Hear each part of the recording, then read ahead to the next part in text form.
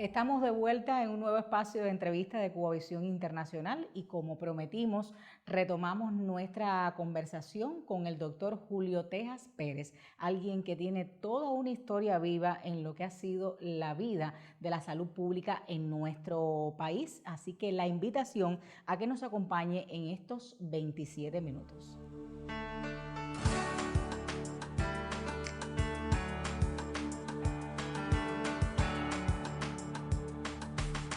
Bienvenido, doctor, nuevamente a nuestro espacio de entrevista. Una primera conversación realmente fortuita, pero como anunciamos tendríamos una segunda parte porque este texto de la práctica de la salud pública en Cuba de la década del 80 al 95 tiene mucho contenido, mucha historia todavía por contar. Bueno, nos quedamos entonces en la segunda parte. Usted se denomina así en el texto del 91 al 95 como uno de los momentos más duros y traumáticos en la historia de la salud pública cubana. ¿Por qué? Bueno, en primer lugar fue una sorpresa, pero una triste realidad. Desaparece la Unión Soviética y se cae el campo socialista. Eso tiene una implicación tremenda desde el punto de vista de la economía del país. Y todos los recursos que nuestro país tenía ya previstos y todas las reservas que estaban previstas para el desarrollo se congelaron, no existían prácticamente. Y hubo que enfrentar en esas condiciones. Fidel toma la determinación, la dirección del país, de resistir. La directiva que se hace para la salud pública es que hay que luchar por preservar las conquistas alcanzadas y no se puede retroceder.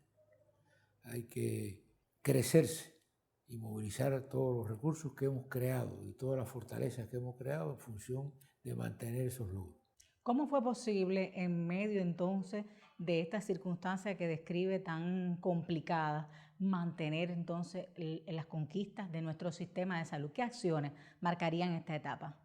Bueno, yo digo, y con mi formación pienso que es un elemento fundamental e imprescindible, es que se logró mantener y se creó un espíritu de decisión, de resistir y de combatir, que se reflejaba en el pueblo y se reflejaba en los trabajadores de la salud.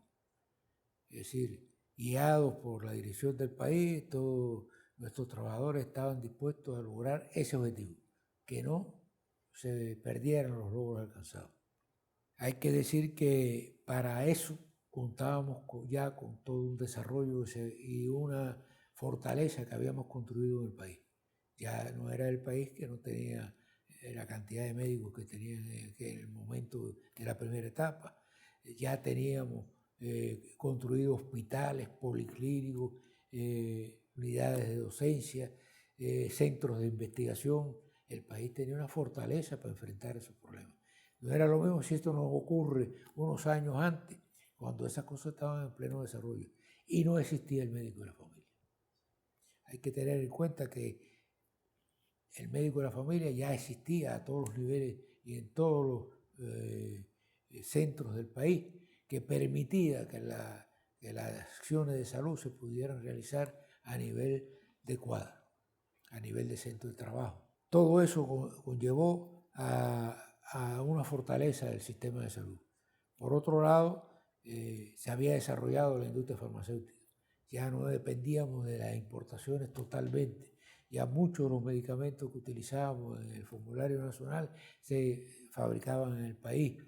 La tecnología médica, parte de ella se hacía o se ensamblaba en nuestro país, abaratando los costos de comprarla en forma novedosa. Teníamos una base hospitalaria creada en todo el país con un gran nivel de modernidad y dotada de los recursos más adelantados.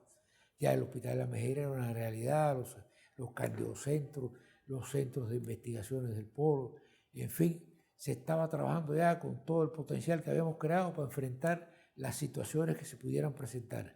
Y esta se consideró como una situación más, como si esta agresión que se había producido pudiera ser enfrentada por todos estos herramientas con que contábamos ahora. Pensando en esas propias orientaciones que daba el comandante en jefe y los elementos que usted reseñaba, pienso incluso quizás cómo en esa etapa de seguro emergieron soluciones como fue el uso de la medicina natural y tradicional, estas técnicas tradicionales que se empleaban en los países asiáticos y que de alguna manera también se introdujeron en nuestro país, doctor. Sí, se buscaron formas alternativas. Y entonces, si había un déficit de productos de higiene y limpieza en los centros hospitalarios, en las instituciones de salud, hubo que buscar soluciones. Se tenía la información de que en otros países se estaba usando el jugo de nequén por ser un álcali y se podía utilizar, que es uno de los productos que se utilizan para la elaboración del jabón y los detergentes.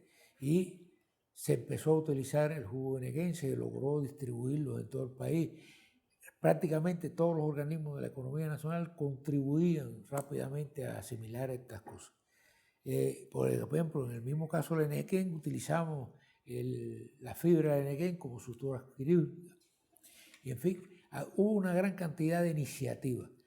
En la parte de los medicamentos, era lógico que el país no podía seguir gastando la cantidad de recursos que se gastaban.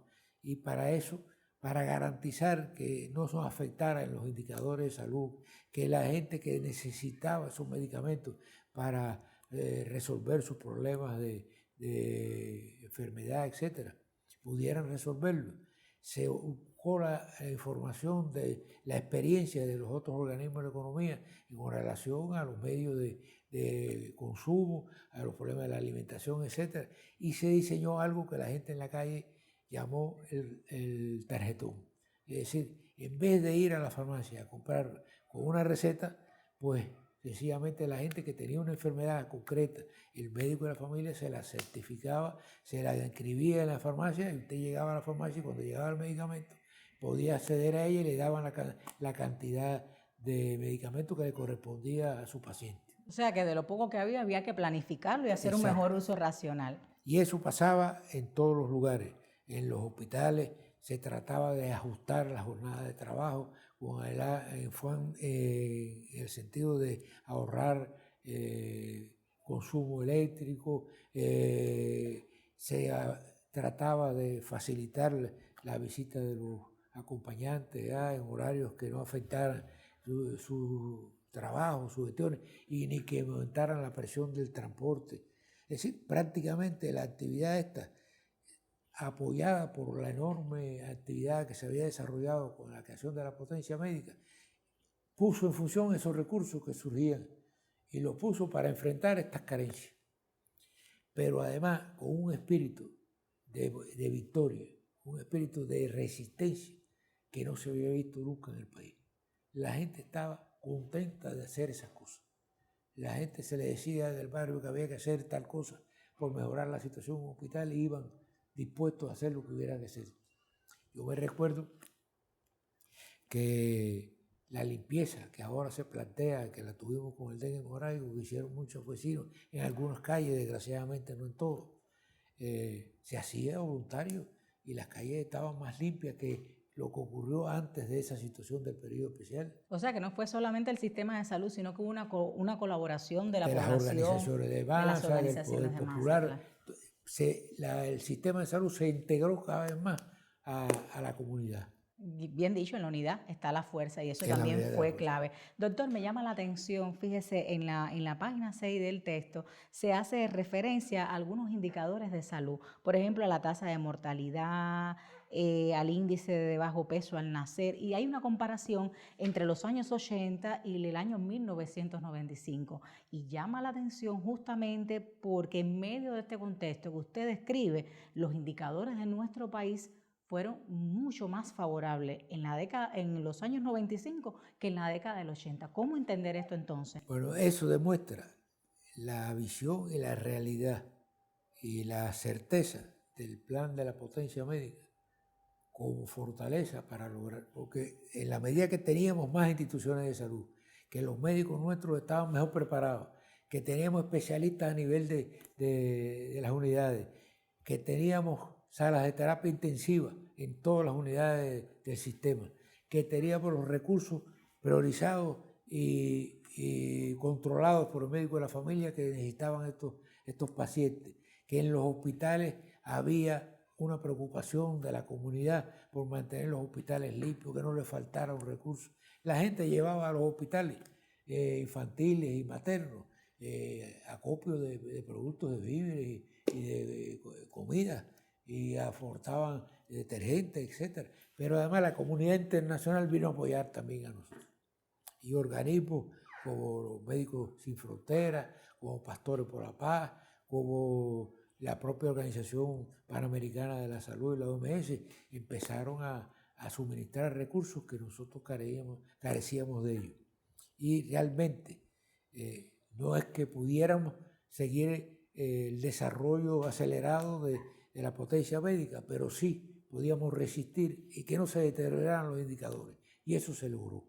Y los indicadores de la mortalidad hablan de cómo se priorizó a un nivel extraordinario, desde el primer nivel del país hasta el último. Todo el mundo estaba preocupado por los indicadores de salud, por la atención de la embarazada, por la alimentación de la embarazada, de los infantes, claro. Que el hospital tuviera higiene, que no hubiera una sala que no tuviera sábana, que no tuviera... las condiciones mínimas indispensables. Claro. Para garantizar esto. Y realmente había alegría en la gente.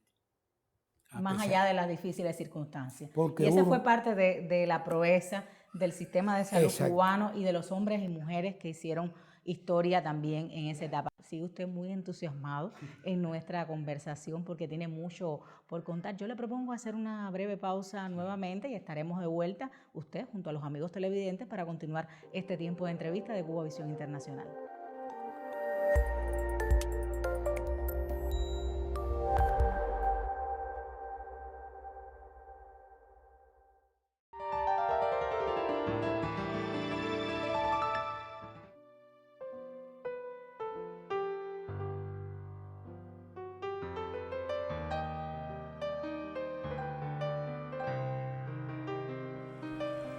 Estamos en un periodo especial, un periodo difícil, un periodo uno de los más difíciles de nuestra historia. ¿Por qué? Porque no hemos tenido que quedar solos frente al imperio, solitos. ¿Y qué hacía falta para quedarse solos frente al imperio? Había falta unidad, pero hacía falta valor, hacía falta patriotismo, habría falta espíritu revolucionario, un pueblo débil, un pueblo blandengue, un pueblo cobarde. Se rinde y vuelve a la esclavitud. Pero un pueblo digno, un pueblo valiente como nosotros no se rinde y no vuelve jamás a la esclavitud.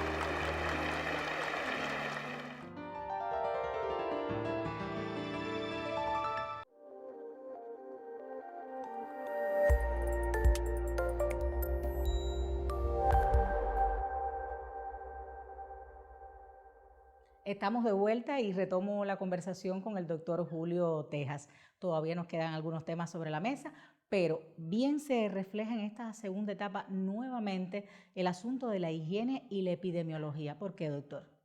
Realmente los problemas de salud que se originan a través de los vectores y de las infecciones transmisibles requiere mantener la guardia. En este periodo se logró desarrollar la vigilancia epidemiológica en todo el país y dotándolo de los medios de la computarización. Y se crearon el sistema de la UAS para la vigilancia epidemiológica, un sistema que se mantenía en todo el país una vigilancia y un reporte de los sucesos que podían considerarse un peligro de infección o de penetración. Y ustedes han visto cómo cuando el profesor Durán hablaba aquí en el caso de la COVID actualmente, o cuando los partes que da el Ministerio de Salud Pública mencionan que se ha detectado un virus de tal tipo, que apareció el dengue, eso se mantiene un control exacto de esto y se empieza a movilizar. En aquella etapa. Exacto, y nació y se fortaleció en ese periodo. Yo diría que teníamos una tradición y un trayecto, pero ya en ese momento se creó con mucha fuerza ese ese frente se fortaleció con cuadros, se mandaron a estudiar compañeros de los distintos países para mantener, se trajo aquí personal incluso de los Estados Unidos, de CDC de Atlanta, y se trajeron e intercambiaron con nuestros expertos y trabajadores, y en eso contribuyó mucho el polo científico, los centros del polo científico, que como usted ve, tenían centros de alto nivel en la búsqueda de estas soluciones a estos problemas de los virus, las bacterias, etcétera, que tanto daño nos ocasionan en el nivel y que pueden ser resueltas a nivel de la atención primaria. Usted mencionaba el tema de cooperación y yo diría cooperación, colaboración. ¿Qué pasaría en esta segunda etapa justamente en ese sentido? ¿Hacia dónde fueron esas colaboraciones? Bueno, con relación a la colaboración, era lógico que en la medida que Cuba, que es un país que tiene una apertura grande con el mundo y que tiene relaciones con los otros pueblos, en la medida que iba avanzando en la construcción de una potencia médica, que no es otra cosa que contar con un centro de alto desarrollo de las ciencias médicas. Pues todos esos países estaban conscientes de que aquí había un nivel alto y que ellos no podían contar con esos recursos. Y entonces muchas veces a través de solicitudes que hacían, reclamaban que Cuba los ayudara en tal situación de salud, de tal problema de salud que confrontaban. Y la política siempre del gobierno revolucionario y la disposición de nuestros trabajadores de colaborar en cualquier lugar del mundo donde se requiera el concurso de nuestros modestos esfuerzos, como decía uno de los intervenciones del comandante. Así nosotros llegamos a tener misiones en una gran cantidad de países, tanto de la región de las Américas como en el resto del mundo.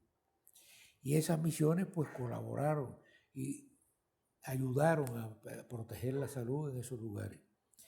Pero incluso llegó un momento en que países que tenían amplios recursos decidieron pedir que ellos querían esa colaboración, incluso pagándola, porque querían ayudar al país también a financiar el desarrollo de la salud. Y así por eso nosotros teníamos un grupo de médicos que salieron, y de enfermeras y de técnicos, que salieron en brigada, que fueron a trabajar a países que tenían recursos y que podían ayudar a Cuba pagando esa colaboración. Y así hemos tenido esa ayuda. Y aún siendo países desarrollados, justamente la llegada del personal médico cubano, sin lugar a dudas, marcó la impronta de esos países. Y hablando de impronta y de cosas que se vivieron, hubo algo que usted me contaba y que marcó su vida personal, pero también marcó la vida del país y tuvo que ver con otra misión importante que le dio Fidel Castro a propósito de una intención que había en el sistema de salud cubano y que lo llevó al Papa. Cuénteme de eso. Bueno, nosotros habíamos recibido en varias ocasiones, no muchas, pero en algunas ocasiones, la visita del cardenal Angelini. Este cardenal era el equivalente dentro del Vaticano, que es un estado pequeño, pero como tal tiene las características y las atribuciones de un estado, de un ministro de salud pública. Él venía interesado en conocer nuestro sistema de salud y el nivel alcanzado en el desarrollo de la atención médica. Él se interesó mucho en eso y nos habló de lo que ellos tenían y de lo que ellos habían alcanzado. A mí me llamó mucho la atención cuando él me cuenta y yo le pregunto qué instituciones tienen que pudieran sernos a nosotros de interés, porque ellos planteaban hacer un intercambio. Y nosotros nos interesamos por conocer en qué lugares podíamos tener contacto. Y él nos habla de que ellos tenían un centro de alto nivel, una clínica a nivel de todo el Vaticano, que atendía a las máximas figuras del Vaticano. Es decir, tanto su santidad como el resto de los cardenales y obispos que requerían, además del resto de personal de más nivel y que además ahí han atendido a figuras de Estado de otros países que solicitaron que se pudiese atender en esa institución. Es el momento que nosotros estamos buscando y estamos enviando personal de profesores, directores de hospitales, especialistas a buscar experiencia en países de alto desarrollo. Y pensamos que ahí podíamos buscar una ayuda y le planteamos a Angeline que nosotros nos hubiera gustado pues, asistir al Vaticano a esa clínica, e incluso que ellos pudieran mandar algún personal aquí y viera nuestras instituciones. Angeline dice que sí, que eso es posible. Yo se lo planteo al comandante y él le pareció muy interesante y un día me llama, que me presente a su despacho, y dice, te vamos a dar una misión para que tú vayas al Vaticano. Y ahí puedes discutir esos problemas que tú nos planteaste, pero yo quiero que tú te entrevistes con su santidad el Papa y vas a llevarle un mensaje nuestro. Digo, no, así como mucho gusto, sí, pero el mensaje es verbal. Yo te voy a decir lo que tienes que decirle al Papa y eso no puede estar escrito. Y ahí me cayó a mí un nerviosismo de madre, si me olvida lo que me diga el comandante, y me recitó el mensaje que él quería que yo le hiciera al Papa, lo que yo le transmitiera al Papa. Cuando yo, el avión, me lo pasé despierto, repasando lo que me habían dicho. Memorizando aquellas palabras. Porque uno tiene sentido de la responsabilidad y yo, para mí, eso era lo más sagrado que podía hacer. Y equivocarme en una cosa podía generar algún malentendido. Pero no se equivocó en ese momento. No llegó, equivoqué. cumplió su cometido y de hecho abriría entonces otras puertas. Nosotros llegamos con una comitiva de los embajadores nuestros allí, el embajador ante la Santa Sede, etcétera, estuvieron conmigo, pero llegado el momento, me dicen que yo tengo una entrevista privada con santidad. Ni el cardenal ni nadie pues entró, entré yo solo. Y cuando entro al despacho personal de su santidad, yo que venía todo nervioso y demás, yo no había estado nunca en un nivel de ese tipo de la Iglesia Católica que tiene tanto poder y prestigio del mundo. Me dice su santidad, ministro, ¿cómo anda la salud del comandante Fidel? En perfecto español y muy interesado por la salud de Fidel. Y yo dije, pero esto es distinto. Aquí vamos a conversar. Y me pongo a hablar con él y realmente fue, pero le digo un momento de la conversación, yo le traigo un mensaje del comandante, pero es verbal. Usted me va a permitir que yo ahora le recite el mensaje. Y así fue. Así fue. Él tomó medidas, me dijo que le agradeciera a Fidel y después él vino aquí a Cuba. Yo me imagino que algo de eso tuvo que ver con la visita, etcétera. La visita y con su presencia por allá, sin falsa modestia. Bueno, doctor, este es un libro del que hemos estado conversando ya en 2 programas, pero tiene además el mérito de tener en su prólogo las palabras de Roberto Morales Ojeda, quien además destaca, resalta entre los valores, además de todo lo que usted ha comentado de la impronta del comandante en jefe, la presencia de 38 valiosos testimonios. Yo creo que brevemente me hable también de eso. ¿Quiénes son estas personas? ¿Por qué aparecen en este texto? Bueno, nosotros estábamos conscientes de que, partiendo de lo que yo te explicaba al inicio, que ese libro pretende reflejar la impronta del comandante jefe en el desarrollo del sistema de salud. Por mucho que uno que quiera individualizar esa percepción, sería un egoísmo. Y nosotros acudimos y solicitamos la colaboración de un grupo de personalidades, viceministros, jefes de grupos nacionales, jefe de las sociedades científicas, presidente de las sociedades científicos, gente que tenía un aval de ser unos expertos en esa situación y que habían tenido contacto con toda esa actividad que nosotros habíamos realizado, y le ofrecimos que ellos pudieran participar de unas grabaciones donde yo, con dos de los autores del libro, el doctor Isicia Pedro Más Bermeo, que es epidemiólogo del Ministerio de Salud Pública, y la doctora en ciencia María Vidal, que había trabajado como jefa de despacho mío en el ministerio en mi última etapa. Entrevistamos a esos compañeros y en algunos de ellos se filmó la entrevista. Y están ahí esos testimonios. Y constituyen en la serie momentos que marcaron la historia. Realmente la concesión es que esas entrevistas contienen los criterios y los aportes de los protagonistas de esta gente.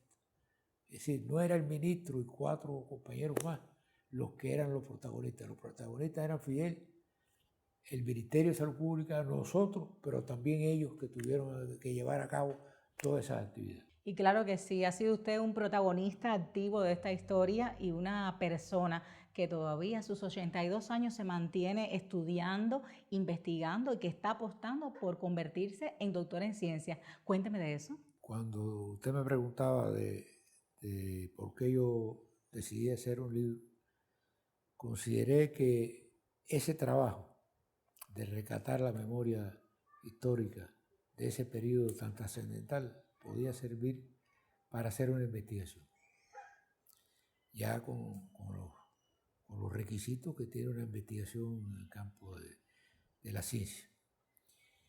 Propusimos el tema que se trata en el libro y ya recientemente fue aprobado por el Consejo del Doctorado del Ministerio de Educación, que es el que órgano rector de esta actividad, que se podía seguir adelante con ese propósito. Ya nosotros en estos días recientes también terminamos la tesis y esperamos que en los días próximos podamos presentarla ante el tribunal y hacer la defensa y que cuando nos volvamos a ver ya sea doctor en ciencia. Claro que y sí. eso entonces, se lo voy a dedicar también a la memoria de nuestro jefe. Entonces ya no solamente sería el doctor Tejas, después que el se lo ministro dedique de Salud. A mi familia. Claro que sí, su familia que tanto lo ha acompañado. Entonces, quizás en un próximo encuentro ya no solo sería el doctor Tejas, el ministro del ex, o el ministro, el asesor, sino también sería el doctor en ciencias. Qué bueno, esperemos que así sea, doctor. Gracias por recibirnos en su espacio, gracias por este texto tan interesante que, como bien usted lo refleja en esta contraportada, desea que sobre todo, además de ser ese homenaje a Fidel, sea también una inspiración y un motivo de consulta para las nuevas generaciones de galenos cubanos, ¿verdad? Gracias, mucha salud y por supuesto que nos vamos a volver a encontrar en otro momento. Gracias por recibirnos y por este espacio. No, yo realmente me emociona mucho tus palabras y creo que es un motivo de satisfacción conversar de estos temas y te doy las gracias encarecidas por la tarde que hemos pasado hoy. Gracias, doctor. De esta forma concluye nuestro espacio de entrevista de Cuba Visión Internacional. A nombre de nuestro colectivo realizador me despido y claro que volveremos con próximas entrevistas. Soy Joanna Cervera. Hasta pronto.